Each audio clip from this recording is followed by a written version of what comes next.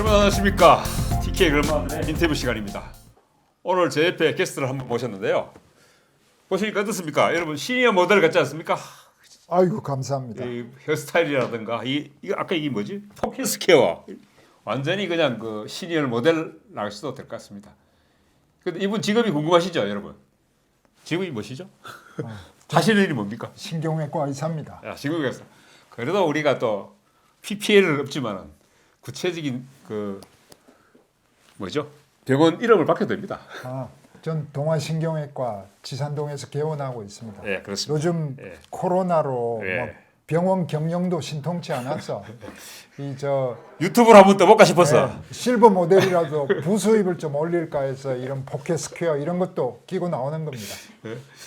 유튜브를 한번 떠볼까 싶어서 나왔던 것 같은데 그래도 그 쉽게 떠집니다. 그 우리가 제가 키워드릴게요. 감사합니다.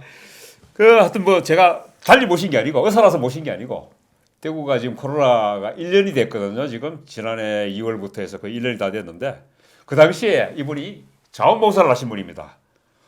자원봉사를 하시면서 어떤 일 하셨어요? 지금 뭐 이 혹한의 예. 그 야외 음압 텐트에서 고생하는 젊은 의사 간호사들이나 예. 중환자실에서 사투를 벌이는 선생님들 있지 않습니까? 예. 아이고 그런 분들 앞에서 제가 뭐 봉사라고 말하기도 부끄럽죠. 그래도 일단 그 연령적으로 상당히 연로하신 편 아닙니까? 그 중에서는. 네. 지난해 2월 말에 신천지를 중심으로 대구에서 예. 코로나 환자들이 800명씩 터져 나올 적에 예. 제가 주말에는 생활치료센터에 가서 환자들의 회진과 검체 채취를 맡았습니다. 예. 그 생활치료센터에도 기존의 교수님들이 다 계시지만 예. 그분들은 그 치료센터를 운영하시고 관리하셔야 되잖아요. 예. 괜히 병동 들락거리다가 그분들이 감염되면 치료센터가 스톱이 되는 거예요. 예. 그래서 그런 병동 회진은 저희 같은 일회용 예. 자원봉사 땜빵 의사들을 투입한 거죠. 전문용어로 시다바리. 그렇죠. 시다바리 하시는 거예요. 예. 평일에는 각구 보건소와 예. 또 선별 진료소를 돌면서 뭐 부족한 게 없는지 뭐 체온계나 또 이 방호복 그때 당시에는 많이 부족했거든요. 예. 이런 거를 체크해서 의사회와 연결시키는 작업을 제가 주로 했죠. 예를 들자면 이제 남구보건소에서 의료진들이 코로나에 접촉되는 바람에 다 격리되는 시간이 있었습니다. 그걸로 인해서 남구보건소가 마비되는 시간에 바로 예. 저희들이 대체 의사들을 투입할 수 있었죠. 예.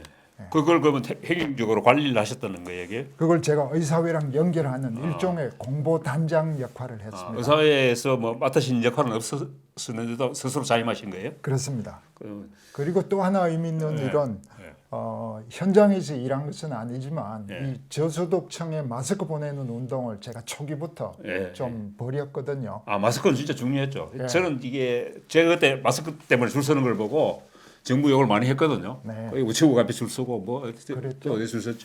그때 당시에는 예. 돈이 있어도 마스크를 구할 수가 없었어요. 예. 그래서 제가 월드비전 법물복지관에 이거 네. 제 자랑 같지만 네.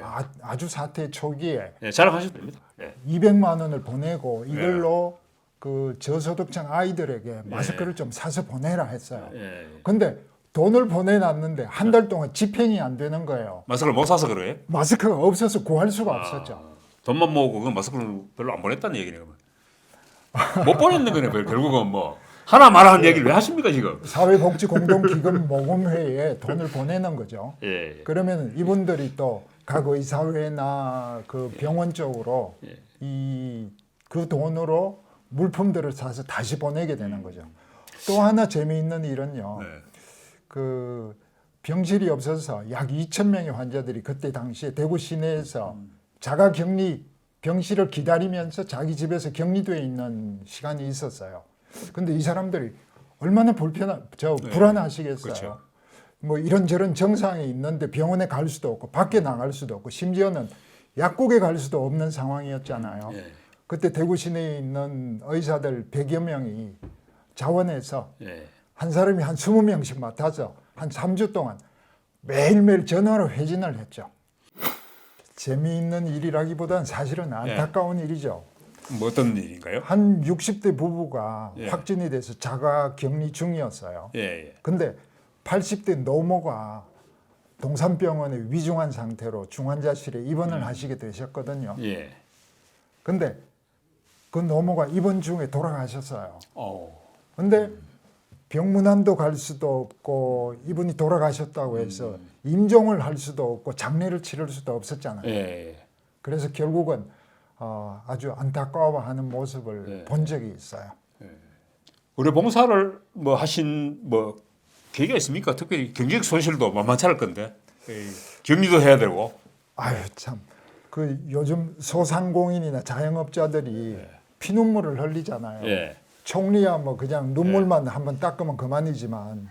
그 소상공인은 아니지만 중상공인은 되시지 않습니까? 그러니까요. 요즘도 식당에 가면 손님이 겨우 한두 테이블밖에 예. 없지 않습니까? 예. 국가적으로는 뭐 한 60조 손실이 있다고 했고요. 예. 그래서 그 판국의 의사가 뭐 손실 운운하기는 매우 죄송스럽죠. 예. 그땐 유서를 써두고 나온 선생님도 있었지 아, 그래요? 않습니까? 예. 바이러스가 보이는 것도 아니고 그 바이러스 성질을 아직 잘 모를 때니까요. 그렇죠. 얼마나 위험한지, 예. 얼마나 뭐 그한지. 먼저 겪은 중국에서는 젊은 의사들도 죽어나간다 그랬잖아요. 그 예, 그렇죠. 누구였죠? 제일 처음에 그 코로나 발병을 알린 리 원양. 리 원양. 예. 33세밖에 안 됐어요. 예. 그런데 제가 왜 나갔냐 하면요. 그 지붕 위의 기병이란 영화 보셨나요? 지붕이 바이올린 알아도 기병은 모르는데요. 그 여주인공이 줄리엣 비노시인데요. 아주 매혹적이었어요. 근데 그 줄리엣 비노시가 콜레라에 걸렸는데 이 여인을 생명을 바쳐서 살려내는 청년 기병이 있었던 거예요. 예. 그게 아주 인상적이었어요. 그 청년 기병을 지금 그 코스프레 하신 거예요? 그러면? 그렇게 말하면 집에 있는 한 여인이 화를 낼 테니까 기분 나빠한다 이 말이죠. 예. 그 쯤으로 넘어가시도록. 예, 알겠습니다.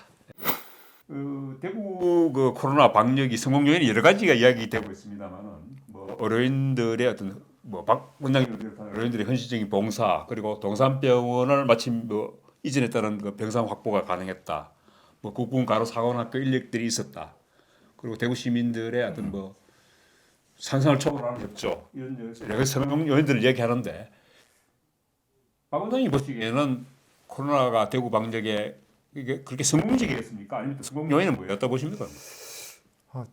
대체로 성공적이었다고 평가는 합니다. 그 중에서 제일 큰 요인은 제가 꼽기로는 소통을 꼽겠습니다. 소통이에요. 그런데 사실은 대구시가 갈팡질팡하지 않았나요? 조금. 처음 당해보는 그 아주 거대한 일이어서 어쩔 수 없는 부분이 있었다고는 생각을 합니다. 그런데 보세요.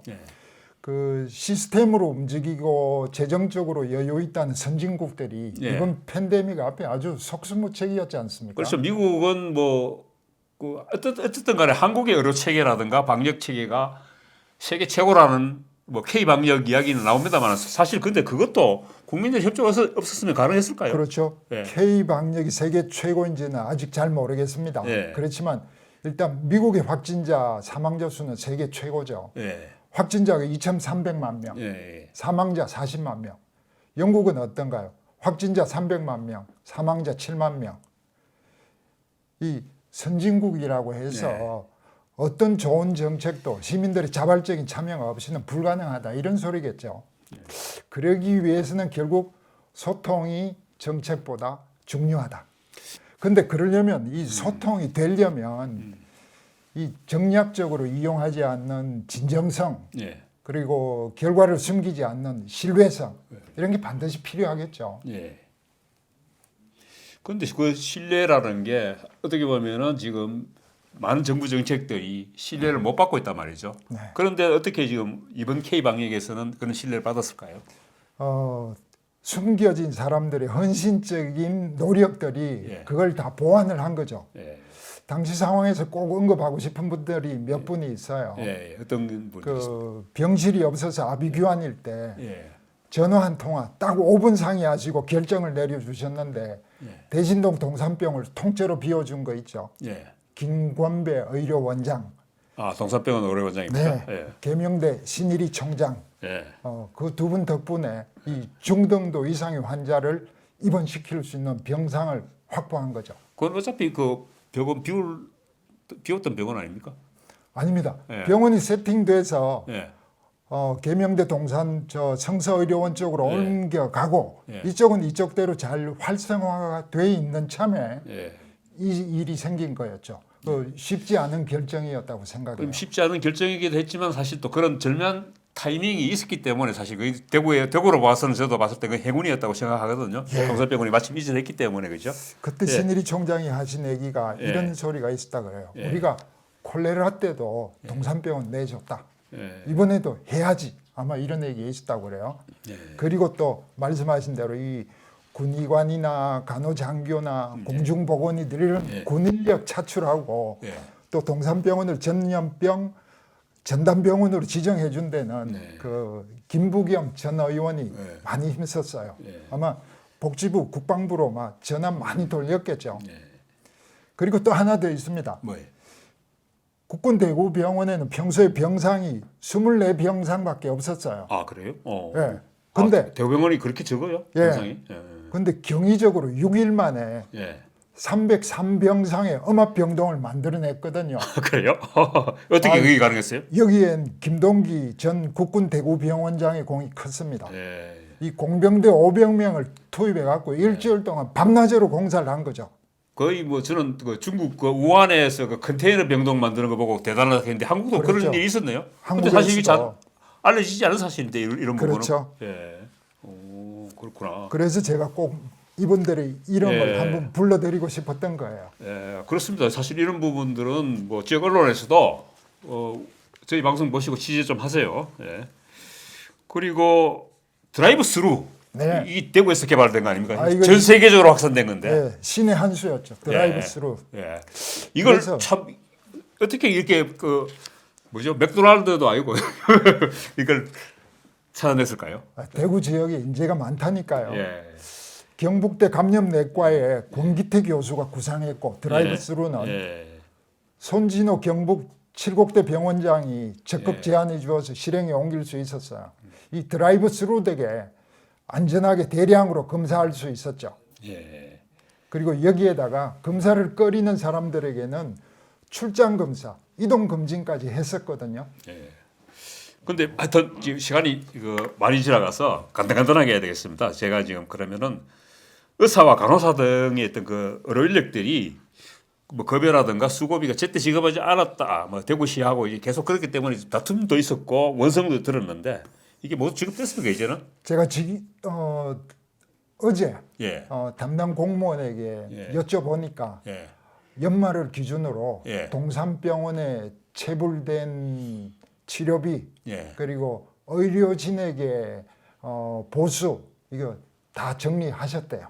예. 그런데 여기서 한 가지 기억해 주셨으면 좋겠다 하는 것이 예. 저를 포함한 당시에 370명의 자원봉사의사들은 예. 한 푼도 안 받았습니다. 예.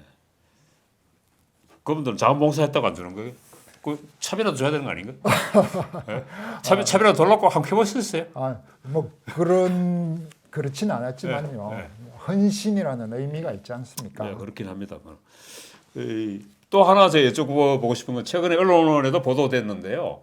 그 신천지 환자들을 중심으로 그 코로나 후유증들이 굉장히 뭐 냄새를 못 맡는다든가 아니면 뭐 이상한 냄새를 계속 맡는다든가 뭐 머리털이 빠진다든가 뭐 이런 갖가지 그 후유증들이 나타나더라고요. 네, 유튜브에도 예. 코로나를 앓은 분들이 다양한 정상을 올리시더라고요. 예. 근데 의사들이 말하는 후유증과 일반인들이 말씀하시는 것과는 조금 차이가 있는 것 같아요. 예. 의사들이 말하는 후유증은 그야말로 코로나로 인한 직접적인 신체 장기의 손상, 그러니까 폐섬유화, 뇌의 침범으로 인한 신경계 이상, 그 다음에 코로나가 심장을 손상시키는 심근염 이런 것들을 말하는 거죠. 네. 근데 이런 것들은 가벼운 코로나 환자들에게는 생기지 않고요. 위중증, 인공호흡기를 달 때까지 갔다든지 이런 분들한테서 생기는 거죠. 또 두 번째는 이제 긴 코로나라는 게 있습니다. 긴 코로나는 또 뭡니까? 짧은 코로나 있고 긴 코로나 있습니까? 그러게요. 네. 코로나를 앓고 난 뒤에 생기는 긴 여운이랄까요. 뭐 고열, 설사, 구토, 가슴 통증, 뭐 호흡곤란, 부정맥, 그리고 많이들 말씀하시죠. 이 미각, 후각의 소실 뭐 이런 정도가 있고요. 실제로 제가 살펴보니까 예. 유튜브에 올라오는 거나 이번에 신천지 그룹에서 자체적으로 조사해서 올린 증상들은 대부분은 이 세 번째 스트레스 반응에 속하는 겁니다. 근육통, 만성 피로, 두통, 기억력 감퇴, 머리털 많이 빠진다 그러죠. 네.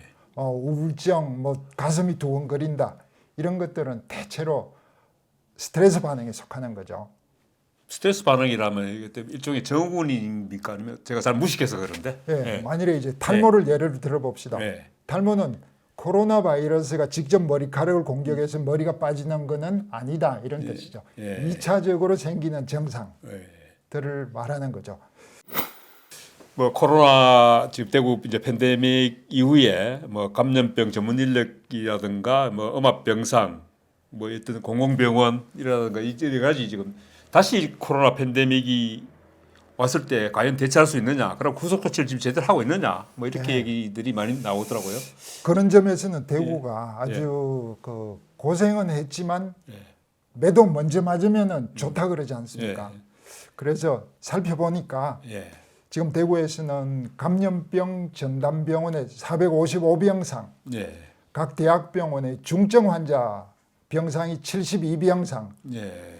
가동률은 전체적으로 50% 미만을 유지하려고 노력하고 있고 실제 지금은 그 가동률이 37%니까 상당히 여유가 있는 셈이죠. 그럼 수도권 그 환자들 데려와서 치료해 줄 수도 있겠네요. 그렇죠. 수도권에서는 이 대구의 경험을 잘 못 살려낸 것 같아요. 아직도 병상 부족 얘기가 계속 나오거든요. 그럼 대구를 그냥 보듯이 하더니 그냥 대구한테 배울 생각이 없구나 그러면. 그거는 그 중앙의 매우 실책이에요.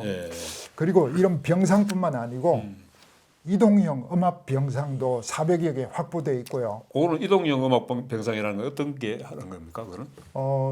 우리 선별진료소에 텐트 치는 거 보셨죠? 예. 그렇게 단순하게 단시간에 저비용으로 빨리 설치할 수 있는 그것도 새롭게 정도만. 개발한 건가요? 그러면? 그렇죠. 예.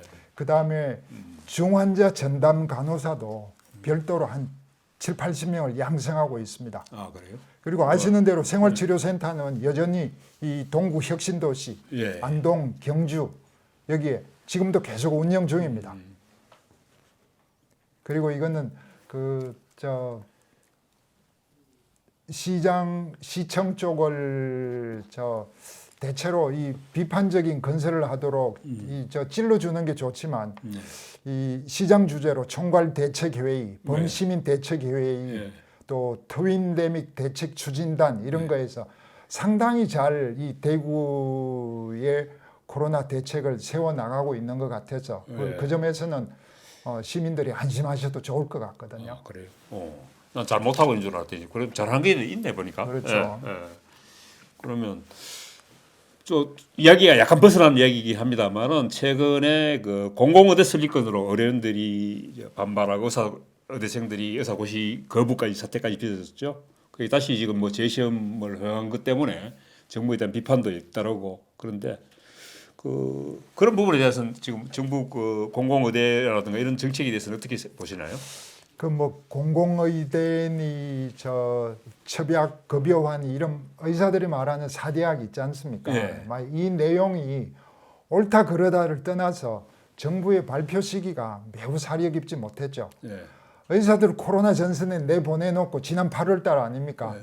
의료계 등 뒤에다 이 침을 뱉은 셈이죠. 그러니까 최소한의 도리가 없었던 셈이죠. 그래서 공공의대 반대가 이론상으로는 교육이 부실하다, 뭐 난립니다, 현대판 엄서제도다, 내가 의사 됐는데 돈 한 푼 안 보태주고 왜 의료를 공공재 취급하노, 뭐 이런 거 보다가 제가 보기에는 학생들이 나서는 이유는 이런 겁니다. 의료계도 의료의 양극화나 의료 전달 체계 확립을 위한 공공의료 발전 취지에는 공감한다. 그렇지만 취약지 취약계층의 의료 접근성이나 의료 인력 분포의 불균형이 공공의대 설립 같은 이런 양적인 확장으로 이루어질 수는 없다. 이런 걸 이야기하고 싶은 거죠. 이제 뭐 어떤 과별 불균형, 그 인기 소위 말하는 인기 그 진료 과목에 집중되는 이런 현상들 이야기하시는 거죠. 그런 부분도 일부 있는 부분이에요. 뭐 그런 것도 있을 수 있겠지만 예. 저는 경상북도 예천에서 군 생활을 공중보건의로 3년을 지냈습니다. 예. 경상북도 예천에 공공의대가 설립됐다 하십시다. 그러면 뇌종양 있는 분이 공공의대라고 지역에 있다고 해서 거기 가는 것을 선호하겠습니까? 아니면은 뭐 보통 말하는 빅5 병원 또는 대학병원으로 가는 거를 정부에서 막겠습니까? 이러는 것들이 아니라는 거죠. 예. 저도 일단 뭐 어떤 정부가 어떤 그 코로나 사태를 맞아서 의료인들의 어떤 반발을 부를 수 있는 어떤 그런 의료 정책을 한 것 자체가 정부적 감각이 있다는 좀 부족하다. 이 어떤 덜 떨어졌다. 뭐 저는 이렇게 생각이 드네요. 그리고 그 의대생들에게 재시험 응시 기회를 준 거는 누가 봐도 공정하지 않죠. 예. 그렇죠. 그리고 그런 배려가 다른 직역에는 없었잖아요. 그렇죠. 그러니까 이 정의롭지 않다 생각할 수 있죠. 예. 그렇지만 공정을 잠시 접어두면 예. 당장 젊은 의사 2,700명을 올 봄에 바로 코로나 현장에 보낼 수 있잖아요. 그러면 그렇게 해줘야 비로소 기존의 코로나 의료진이 또 한참 버틸 수 있거든요. 그리고 절차상 공정 말고 사회 구성원에게 최대 다수의 최대 행복을 가져오는 것이 정의라고 생각, 이런 공리적인 측면을 감안하면 좀 너그럽게 봐주실 수도 있다고 생각합니다. 지금 문재인 정부가 그 코로나 백신을 제때 확보 못했다고 해서 지금 야당이나 그 지금 쪽에서 정부를 반대하는 쪽에서 지금 비판을 받고 있습니다. 그 백신 확보도 문제지만 백신 확보 외에 또 다른 그 정부 대처가 적절하다고 보시는가요? 네, 그렇죠. 백신 확보 경쟁에서 뒤처진 건 변명의 여지가 없죠. 이 시국에. 예. 근데 1월 6일 청와대 국민청원 게시판에 이런 내용이 올라왔어요. 예. 정부는 왜 코호트 격리하고 방치하고 사망하게 했는지 해명과 책임을 촉구합니다. 이 서울 구로 미소들 요양병원에서 사망한 환자의 유족이 올린 글입니다. 실제 코호트 격리 후에 이 병원에서 215명의 환자가 나왔고요. 확진자 7명, 비확진자 10명 포함해서 총 17명이 사망했습니다. 그 이유가 뭔가요, 그게? 여기뿐만 아닙니다. 예. 코호트 격리된 부천 효플러스 요양병원에서도 총 160명이 양성 판정을 받고 이 중 39명이 숨졌습니다. 울산 양주 요양병원에서도 167명이 확진 판정을 받고 28명이 사망했습니다. 모두 코호트 격리된 병원입니다. 이런 요양병원에 있는 사람들은 매우 깨지기 쉬운 사람들입니다. 가만히 놔둬도 돌아가실 분들인데 곁에서 살짝만 건드려도 쓰러질 수 있는 분들이거든요. 이분들을 코호트 격리라는 이름 하에 그냥 그 공간 안에서 나오지 못하도록 다 막아버린 거죠. 코호트라는 건 동일 집단을 말하는 거고요. 코호트 격리라는 거는 환자와 의료진을 한 집단으로 묶어서 그냥 병동 자체를 팍 폐쇄해 버리는 겁니다. 아예 그 안에 청도 대남병원인가요? 거기서도 그렇죠. 마찬가지입니다. 거기도 그 의료진과 환자를 다 같이 그렇죠. 딱 묶어서 예. 봉쇄해 버렸죠, 그렇죠? 이건 코호트 격리라고 이름은 붙어 있지만 사실은 그냥 봉쇄의 다름 아닌 거죠. 제대로 된 코호트 격리는 확진자, 접촉자, 비확진자를 분류해서 확진자는 빨리 전담병원으로 보내고 접촉자는 1인 2실로 보내고 그 비확진자들은 정상적인 케어를 하면 되거든요. 그런 거 없이 그냥 봉쇄만 했었으니까 그 안에서 서로 병균을 주고받으면서 이 취약한 노인들이 그냥 쓰러져 간 거죠. 그런데 그 대구나 청도에서 이런 경험들을 그 정부가 제대로 공유하지 않았던 건가요, 그러면? 그런 점도 있고요. 여기 예. 또 한 가지 미심적인 점이 있습니다. 예. 이건 이런 거를 얘기해도 될지 모르겠네요. 예. 어떻게 업무는 제기할 수 있죠. 예. 예. 지금 계속 병상 부족을 이야기하고 있지 않습니까? 수도권에서도. 그렇죠. 지금 환자는 지금 폭발적으로 늘어나고 있으니까. 근데 요양병원의 환자들을 바깥으로 전담병원으로 보내버리면 일반인 확진자들이 들어갈 수 있는 병상이 없어지는 거죠. 예, 그렇겠네요. 예. 그 요양병원 환자들은 그러면 요양병원 그냥 둬야 된다는 얘기인가요? 그렇지 않죠. 예. 그분들을 아까 말씀드린 대로 예. 확진자들은 빨리 진단해서 전담병원으로 보내야 하는데 예. 이런 오해가 있을 수 있죠. 결국 이제 정부에서는 우리 입원 병상에 여력이 있습니다. 그래서 일일 대기하는 환자들의 숫자가 줄어들고 있습니다. 이걸 말하고 싶었던 거죠. 백신 개발이 보통 뭐 한 길면 3년 뭐 이렇게 4년까지 걸린다고 했는데 여변은 거의 한 1년도 안 걸렸단 말이죠. 한 11개월이죠. 거의 화이자 등이 이제 불과 11개월 만에 백신을 개발해냈는데 뭐 아스트라제네카, 뭐 시노팜, 모더나, 화이자 뭐 여러 가지 백신이 있는데 백신 종류마다 여러 가지 많습니다. 뭐 이게 그것도 뭐 RNA 방식이 있고 뭐 이렇게 사실 저도 잘 모르겠더라고요. 근데 어느 백신이 제일 좋은 겁니까, 솔직히? 좋은 백신을 맞아야 되는데. 각각의 장단점이 있긴 하지만 예. 이 저 국가적으로 보면은 저렴하면서도 효과가 높은 게 좋긴 하겠죠. 예. 그리고 이 백신 개발 속도로 보면 그 수십 년간 수억 명의 환자들을 양산한 이 A제나 C형 간염 백신조차도 아직 나오지 않았거든요. 예. 그런 걸 보면 이 코로나 백신이 11개월 만에 나온 건 아주 빛의 속도죠. 예. WHO 집계에 개발 중인 백신은 200개가 있고요.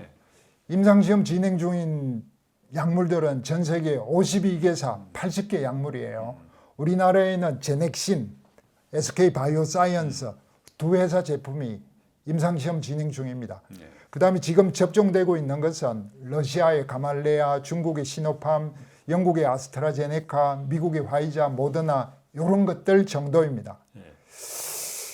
화이자나 모더나가 1년도 안 돼서 백신을 만들어낼 수 있었던 것은 그 기존에 치료용 항암 백신을 만들던 백신 RNA 백신 플랫폼을 요 기술을 갖고 있었던 겁니다. 그래서 이미 만들어 놓은 플랫폼에서 살짝 모양만 바꿔서 찍어낼 수 있었던 거죠. 누구 혹자도 그런 이야기도 하더라고요. 그 AI죠. 그 인공지능을 통해서 어떤 그런 그 과정을 단축시킬 수 있었다 이런 이야기도 나오던데 가능한 얘기입니까? 제가 모르는 건 물어보지 마십시오. 알겠습니다. 그러면은 백신 그 후유증 그 공포심도 적지 않습니다. 그런데 사실 그 아까 제가 여쭤봤는데 말씀 안 하셨거든요. 뭐 아스트라제네카가 나은지 모더나가 나은지 뭐 화이자가 나은지 뭘 맞아야 됩니까 사실? 그렇죠. 이 백신 맞아도 되나 하는 궁금증이 있죠. 왜냐하면 백신은 아픈 사람들이 치료제로 맞는 게 아니지 않습니까? 그렇죠. 건강한 사람들이 맞는 거니까 무조건 1순위가 안전입니다. 예. 더군다나 이 RNA 백신은 인류에게 처음 시도되는 거니까요. 예. 아, RNA 백신은 이제까지 없었습니까? 없었습니다. 예. 없었던 게 세상에 나오는 겁니다. 예. 그런데 전통적인 방식은 불활성화 백신이라 그래서 이 백신을 죽여서 사백신이라고도 하죠. 백신의 독성을 없애서 그걸 통째로 사람에게 넣어주는 겁니다. 이런 게 이제 중국의 시노팜 방식입니다. 우리가 해마다 막는 계절성 독감 백신이 이 방식이고요. 다음에 두 번째는 이제 핵산 방식이라서 뭐 좀 어렵긴 합니다. DNA, RNA 방식인데요. 예. 어려운 넘어갑시다, 막 그냥. 넘어가고요. 원장님은 어떤 백신 맞으실 겁니까? 이건 저희들 의사들끼리 이야기인데요. 예. 우선 급한 대로 예. 아스트라제네카 맞고 아, 천천히 또 좋은 거 나오면 맞자. 이게 정답입니다. 아 그래요? 아스트라제네카가 조금 뭐 질이 떨어진다는 그런 이야기도 많던데. 그것보다가 임상시험에서 예. 화이자 모더나는 95%지 않습니까? 예. 예방률이. 아 예. 이 아스트라제네카는 70%로 발표했거든요. 예. 그래서 아무래도 맞는 사람은 95%가 좋지 70%가 좋습니까? 그렇길래 이제 모더나나 화이자 맞아야 되는 거 아니에요? 근데 왜 아스트라제네카를 맞으시겠다는 거예요?